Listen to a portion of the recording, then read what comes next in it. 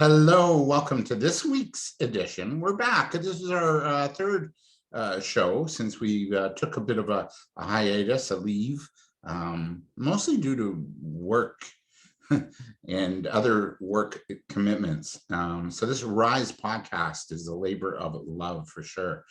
Our guest today is the amazing Amanda Smith, right? Thank you. And so nice to have you. Amanda is a teacher of science and spirituality and a metaphysical artist. She's got a diverse background with degrees in environmental science and soil chemistry, coupled with certifications in healing with the energy and with the earth energy and Reiki. Drawing and painting has always been her favorite pastime for clearing her mind, sparking co-creation of her science from books and from communing with and listening to what the land has to teach. The journey created in Amanda's desire to become a teacher and business mentor for ecological entrepreneurs through the reunification of science and spirituality. Amanda is now owner of a property in Eastern Kentucky dubbed the Mothership. Yes. So if you see her flying around on the weekends, that could be it. That's right. All kidding aside, but this, so she's dubbed it the Mothership, that she is slowly converting into a regenerative farm and nature retreat center. The vision is to teach others how to create their own food and then build their own family farm where they have enough to eat. Welcome, Amanda. So nice to see you again. We've talked before, and we're connected on social media circles, but I have yet to interview you, and I think the time is right to do that. And here we are today.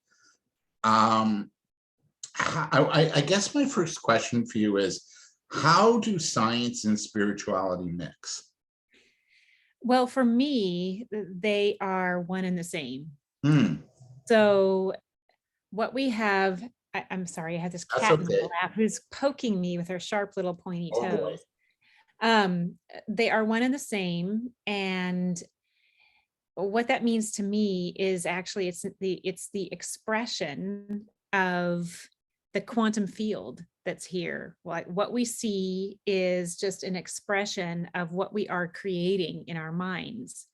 And um, that is something that we have control over. We can create and co-create with this energy that is here and make it something better than what it is. The only reason that it's so difficult right now is because that's our expectation, that it's hard, that it's challenging. So science is simply observation of behavior and then making note of it and doing the best that we can to maybe draw some interpretations from that. It doesn't mean our interpretations are correct. It doesn't mean that they can't change. And the spirituality aspect of it is the connection, is the connectedness. And when we're connected to it, then we can actually create with it. And then we get to observe something else. So that's how I see them working together. And the reason why we lost that in the first place, I mean, there are a lot of things, but the one that I like to bring up is just simply the religious aspect of things, where we were supposed to be the center of the universe, and then certain scientists begin to notice different patterns in the heavenly bodies out there, and it didn't make sense. And the church was like, no, no, no, no, we can't go there. So they separated everything. So the church became in charge of the spirituality, and the scientists simply became in charge of matter, things that we can touch, things that we can touch and feel and see and sense with our regular senses. So does that make sense? Yeah. Okay. We've heard a term over the past 2 years, like ad nauseum, trust the science. So is that a dangerous place to be? If spirituality isn't part of that equation? I believe it is. And really what we're hearing when we're hearing that phrase right now, trust the science. what they are asking us to trust is the statistics. So they're asking us to trust that. And what I have learned about statistics from my own research and watching how it works, you can choose your statistics to make things say what you want it to say. So science has been perverted in a way. Mhm. It used to get us to buy into a particular truth that that is in the best interest of the person who's making the most money off of it. So it's so science is like that is why I bring this up all the time. Science is not facts and interpretations. It's observation of what is happening and then sharing what that observation is. So when I look at nature, I'm looking at it as a holistic system. And when we study something in a lab, we're only looking at one or two variables, and that really says nothing about how the thing that you're looking at is going to behave when it's in a real live ecosystem. So I feel like trust the science without being open and accepting that you may not really get interpretive answers from what you're observing and studying is definitely dangerous. You know, how does adding spirit not only into science, and so what I'm hearing you say, first of all, is that it's not like it goes deeper than facts and data and statistics. It goes into the human emotion and the Mhm. feelings, experiences. So it goes deeper than just, the numbers of it. And when you really need to sort of be aware, of the human factor, our own humanity, our own, intuition, our own feelings on things, our own interpretations. And to me, when we trust like the science, and not the spirituality of it, we're almost edging God out. What's your Yeah. take on that? So the spiritual aspect is being connected Mhm. to what you're observing. So again, science being the observation. So being connected to what you're observing allows you to be a player in what happens. And what we have a lot of right now is this disconnect. We think we're at the mercy of everything, at mercy, of the elements, what happens just in our general lives, whether we can make enough money, whether we can make that payment. You know, if we're connected to all of this, if we choose to be connected to that, then we begin to observe something else.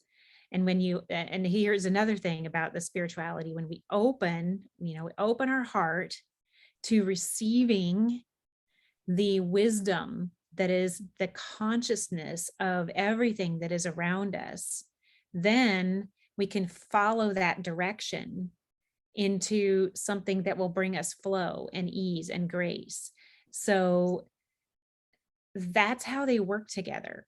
And in separating them and only connecting with spirit for the purposes of, maybe having a good afterlife or receiving answers, direction, making prayers to the God source. We forget that we need to be connected here too, also to the earth. That is the complete connection. We are anchors to these two realms. And in being anchored to those realms, we get to receive from nature. That's what it's here for. Everything comes from the ground. That's what I like to say. Everything comes from the ground, not just our food and our clothes and the things that we use to build our homes, but time and abundance and doors of opportunity, because in that connection, then we get to be in the flow of the energy that's supposed to move up and through us, and connected with that is, which is supposed to move down and through us. So I think I've fully answered what you said. Yeah, you have. And one other question I want to add is, how does adding spirituality then to how we do business or work or education or healthcare, how does that actually make a difference in your estimation, Amanda? Well, what it does, it empowers you to find what is right for you. So when you add the spirituality, then you get to be in touch with your intuition. And your intuition is always going to tell you, like, who is going to help me with that health issue? Who can I find who's going to help me with that? I don't know what is the best education for my kids. They're not learning where they are. How do I find those answers? And in being, in this physical, energetic flow, it makes everything else in your life flow. This is Pachamama, by the way, which means Earth Mother. She is my goddess. And And and a major investor in the mothership, I think. yes, she is. Yeah. I just want to just check in with myself and see if there was anything else I wanted to say in Yeah, just regard to about the that. impact of spirituality and how we do business and work and education. Right. Okay. Yeah. I wanted to mention business and work. Mm. So when we lead from the heart in business, when we are connected in with our heart, which is where, that's your spirit center, your heart is where the oneness is. That's our connection. It's our gateway to the oneness, how the way everything is connected. This illusion that we are separate is created by these bodies that we're in, but we can always like go to our heart center to create the connection. And when we do that, and when we lead with our heart, heart's desires, what feels good in my heart, what's the way of being that feels good to me in business, and when we follow our heart, then we get to create connected business. So, with my laboratory, which I still own, which is in California still, that's how I lead as far as getting clients. I don't have a salesperson. I've never had somebody who's gone out to collect clients for me. That was something where I laid the foundation in the beginning and created community with the people by talking to them, listening to them, being a part of their lives. And now I don't have to do anything. Those people do it for me. So they just come to you, referred. They just come to me through referrals. So we've got to remember the spiritual connection. I know in my business, most of my work is my best work is when I channel an idea. I get a brainwave or a message, right? Mm-hmm. There's two things I'm really proud of that I've created. Like, names come to me easily. Like, I have a gift with like coming up with names and for businesses and things like that. But I just created in the fall a new 3-part training program for youth entrepreneurs that I just taught this week, actually. Yesterday, I mentioned it. And the challenge was I had to make it more faster, quicker sessions, but more youth oriented, right? So I came up with I got it, right? RPM. And so I put a motor car racing theme to the whole program. And RPM just simply stands for research, planning, and marketing, or making it happen. And that to me was a divine, that's the divine, that's the spirit coming in. And then I, pitched the idea, and guess what? It worked, right? They liked it. Yeah. So I've done it. I do the same thing. Yeah. Yeah. When I'm creating a workshop or My next, I'm working on a summit right now when it comes to like names or what I want to teach. I'll know I want to teach a particular subject. It'll come up and I'm like, well, what are the points that I want to hit? I don't try to think about it. I just go sit on my hill now. I go up my hill here now, and that's where I was this afternoon working on my workshop that's coming up on the 26th. And what do I want to say? What do I want to teach? What do I want to share? And I don't even worry about it. I just let it come through me. And it works even better when I'm sitting on the ground. Yeah. And that there's that connection again. Yeah. You just moved from California, you had a lab, research lab and everything, to Kentucky. Why? And what in your research prompted the work you want to do moving forward in your new location in Kentucky? Wow, that's such a long answer. That's it evolved over time. About several years ago now, I received the message that money was, food was the next money, the next currency. Food is the next currency. At the time, people were talking about precious metals being the next currency, and I just said they had this like total, you know, laser intuitive thought was like, no, food is the next currency. And it was my dream. I dreamt it. I visioned it.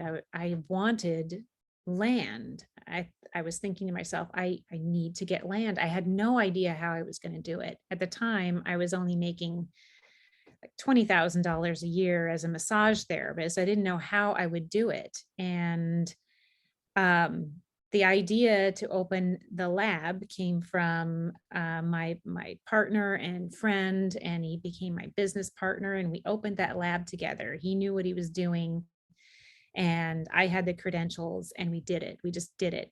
And it's one of those things that I just knew I needed to do it. So we did it. And that made it possible financially. It's been 14 years, but it made it financially possible. And it was just this feeling that I'd been having just even when my kids were little and tucking them in at night. And I had this feeling of, I need to know how to do things. I need to know how to take care of myself. I need to be able to teach these kids what to do. And now where we are, this is becoming, it's upon us now, more restrictions. It's harder and harder to get things. Things are becoming way too expensive. And last fall, I just said, this has to happen. This has to happen. And I can't make it happen in California. I don't have the funds to make it happen in California. Where do I want to go? And I had been saying for years, if I ever left California, I was going to come to Kentucky. Mm. Why? Because I found a cob building place here in Kentucky 8 years ago on Facebook. And I'm like, wow, look at what's cool in Kentucky. I'm going to move there someday. Maybe. I never thought I would, but then I did. So that's how I ended up where I am. I just sort of followed breadcrumbs. And when we saw this place, we were just like, we got to have it. That's our place. And it all worked out. I want to go back in your lab. What kind of science or what did you do at that lab? What was it? So we are an environmental laboratory. Yeah. And so what we do is we work for wastewater treatment plants, drinking water municipalities. We work for regulated businesses or government agencies.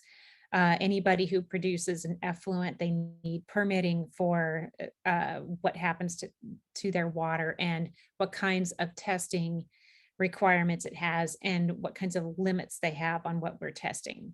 So I work for wineries, ranchers, well drillers, people who do pump tests. All of the water has to be tested for regulatory purposes. So the California Water Board is in charge of everybody's permit, and they also are in charge of my certification. So I'm a certified lab through the California State Water Board. And so you shifted from that into what you're doing now. That's a big Right. shift. And what I wanted to mention is a big reason why I did that is because what my lab does is it analyzes for the problems, and that needs to be done. And at the same time, my passion is what are the solutions? And the way people handle things like wastewater, I don't see that as the future. um, Water gets to be kept on site and cleaned with plants and soil, not the way we're doing it in wastewater treatment plants. Mm. So you're right about the food. I watched a video today for about a minute, and I had to turn it off because it was a YouTube channel, and she's claiming, we're in for some challenging times. And even, your president, Joe Biden, and our prime minister, Justin Trudeau, have warned the citizens of both countries, or their respective countries, that there could be food shortages down the road. What would you say to somebody, like somebody like me? I'm a business coach, a facilitator, podcaster, whatever. I have no idea about farming or growing my own food or what to do. So how would you speak to somebody like this? What can we do who have very little knowledge, know-how, and maybe even interest, aside from consuming what we Mhm. grow? Well, there are always those who can help by investing. And that doesn't even mean that you actually have to invest in somebody who's building a farm. It's simply find the local food and go buy it. You know, somebody is creating local food. Wherever you are, somebody is creating local food. So support the local food by finding it and purchasing it. It might be more expensive, but sometimes it's not. I come from a region of a lot of local food. So where I was in California, I could find local food all the time. I was never worried about a food shortage there. I could find food, everywhere, all kinds of it. And here where I am in Kentucky, I get to start that. There is some local food that's organic, and I'm glad it's here. It's not as prevalent as where I came from, so I get to create it. But what you get to do is find it and purchase it. And then if you can learn a little bit about, maybe you could create your own little herb garden, or you could plant a fruit tree. So before I had all this space, I had a yard, and I had fruit trees that produced so much fruit, I was able to share it with the community. And I would just put it out there and say, hey, I have all these lemons, who wants some? And people would come and get them. And somebody even left me a trade. They left me a pumpkin, which I love to make soup from that. So there are things that you can do to begin to create it.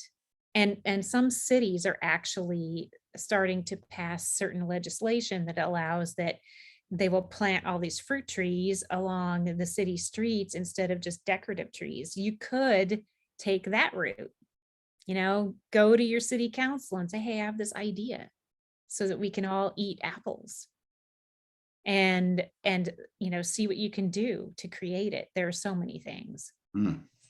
It's the fruit root. Yep. So I love how you had this dream and a vision. Who helped you? Who supported you to see this all come to, pardon the pun, fruition? Well, I would have to say I led the charge. However, my kids, my kids are grown now. Those two that I was used to be tucking in at night going, I have to be able to take care of these kids. They're now adults, and they joined me here. And my daughter, even, she convinced her husband and they have my three grandsons are here with me. So one of the things that I wanted was a community to help take care of the homestead. So I have that. They're here. They are supporting me. But really, I'd have to say what supported me the most was spirit. Yeah, that's what supported me, and my trust that if I step into my path, my soul path purpose, that I will be supported. And that's the purpose of the earth. Anybody who steps into their soul path purpose, the earth is our support. You know, she's the mother. She's here to nurture and feed.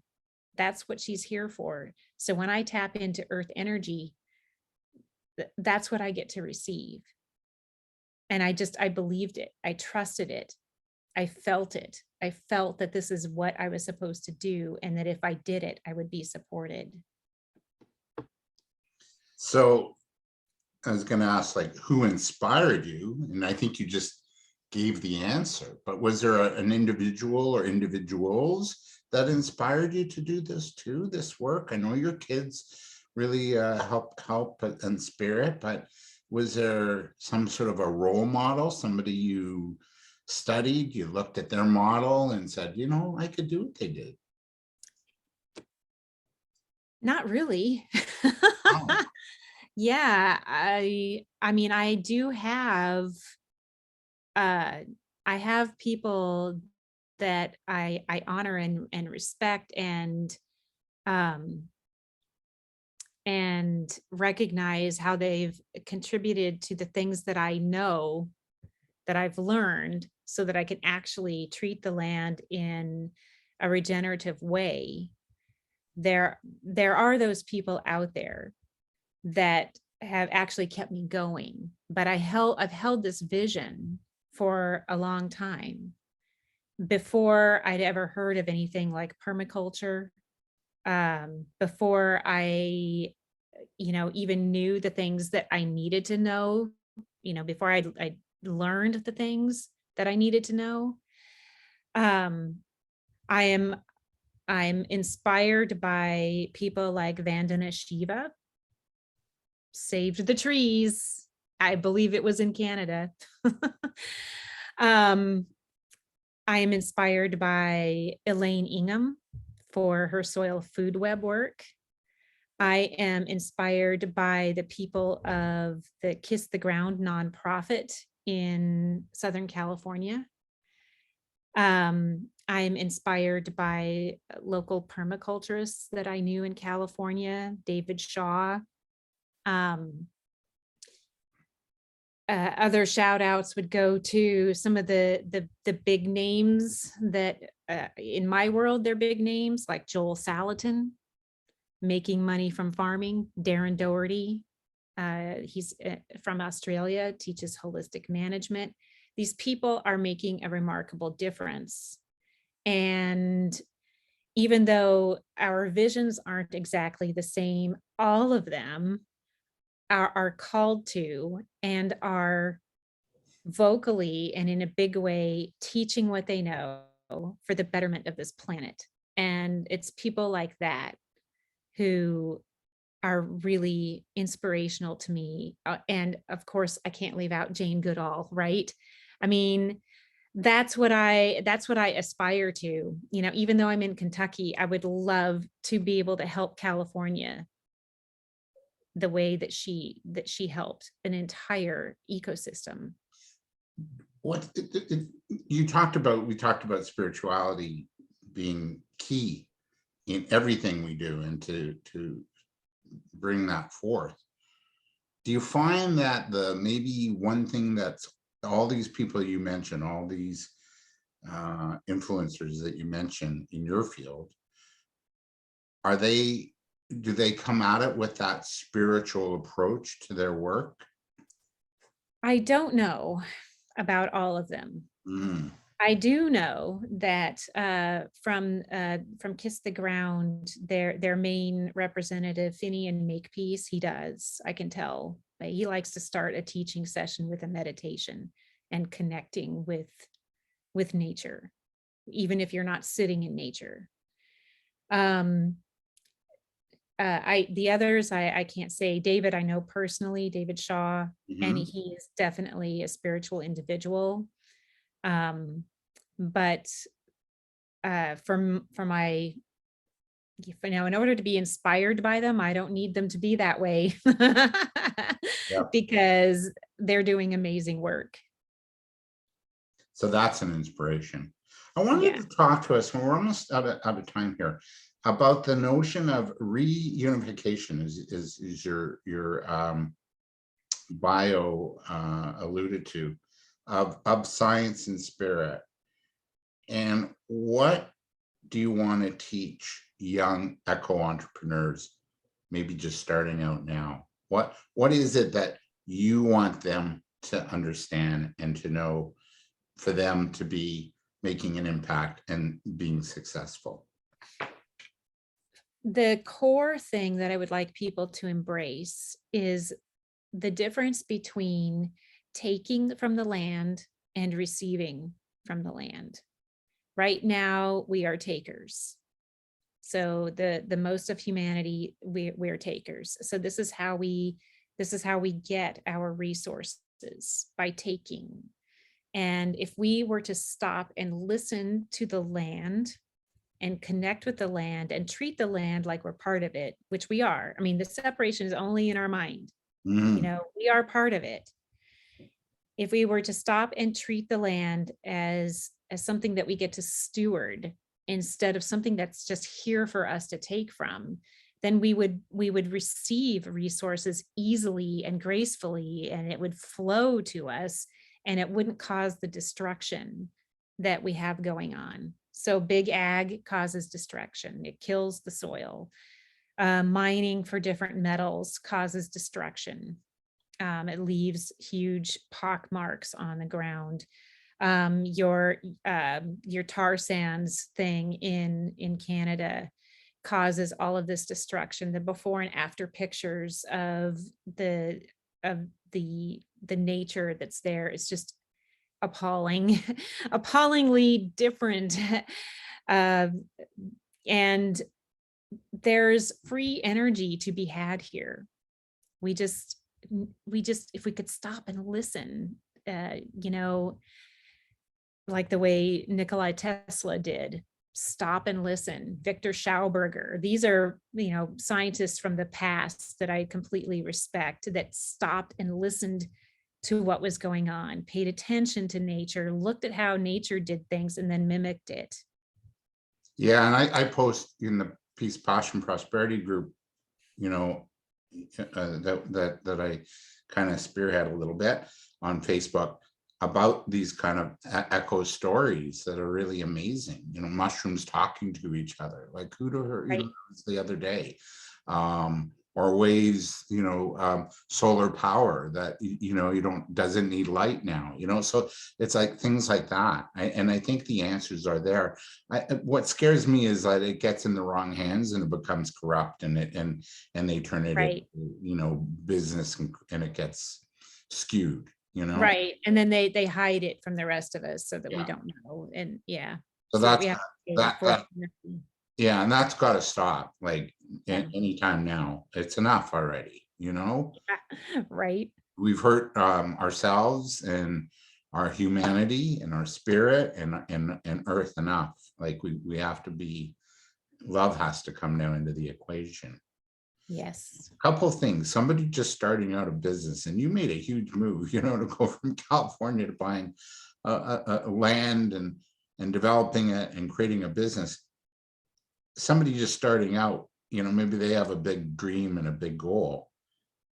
How did you not worry about the money, and how did the money show up for you? It sounds like. Well, for me, it was a long journey. Mhm. It doesn't have to be that way for everybody. Just because that's what happened to me doesn't mean that that's what happens for everybody.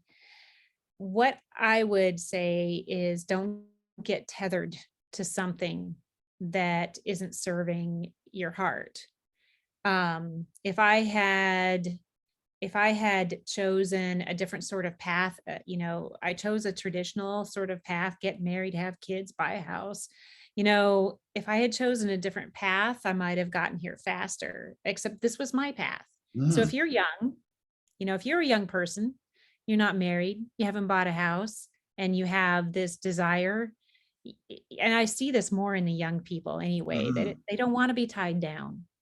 Um, in a way, I think that's a benefit if you want it to happen faster. Don't have things that cost you money.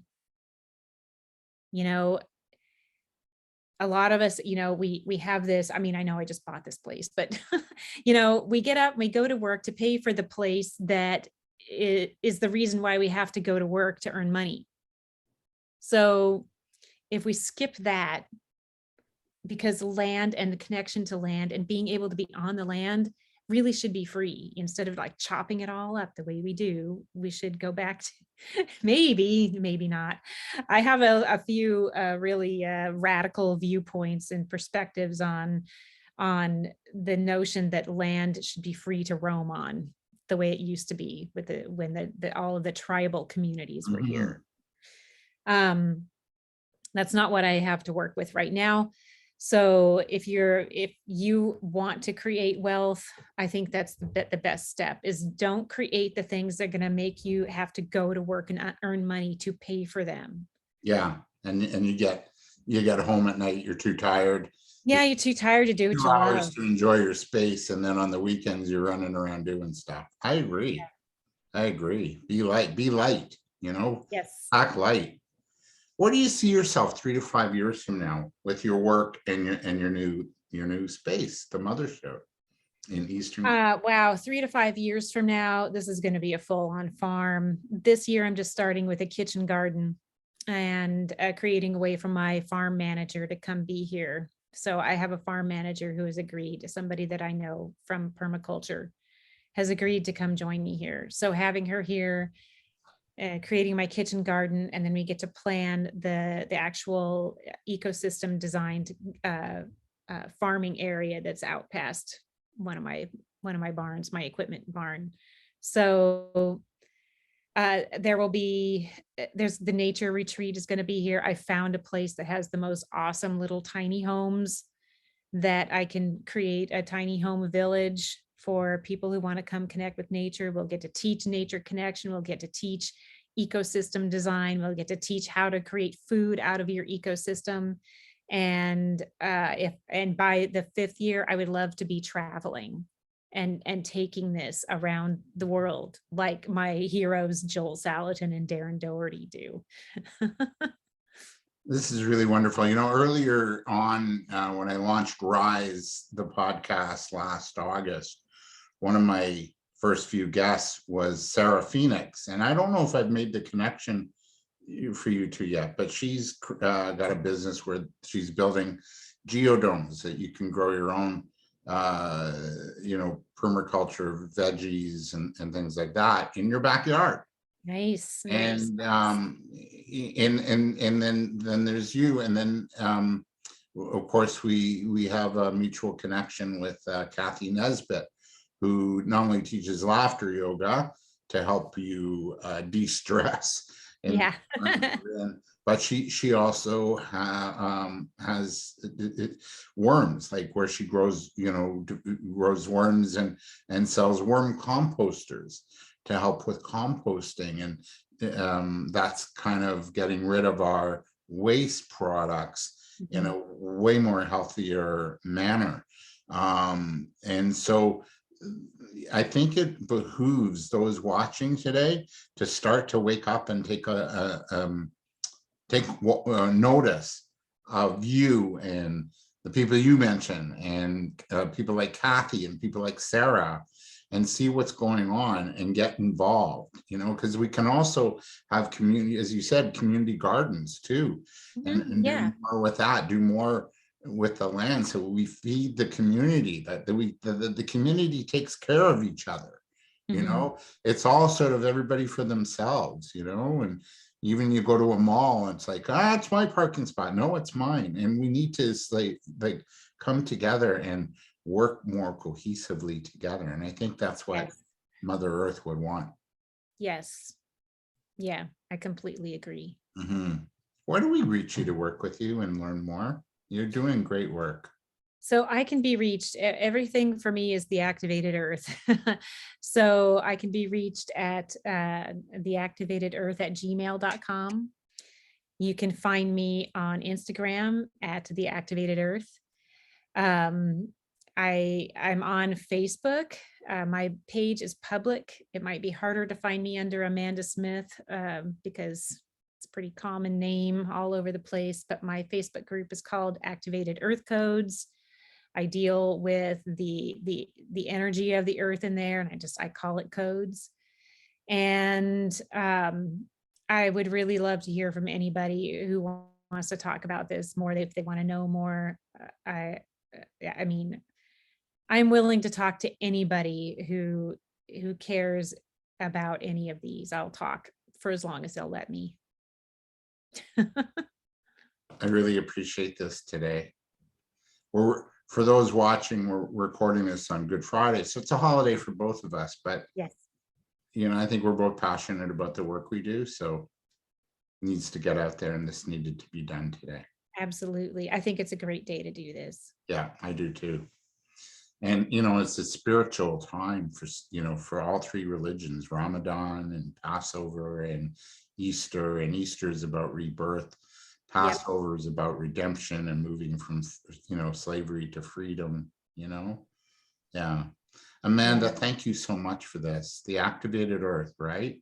Yes. All right, I really appreciate this. For those watching, we'll have a new show next week. And I really appreciate you following us here on Rise. The podcast stands for Rise Up and Impact Socially Aware Entrepreneurs. And it's about making a difference. So have a great week and make a difference this week.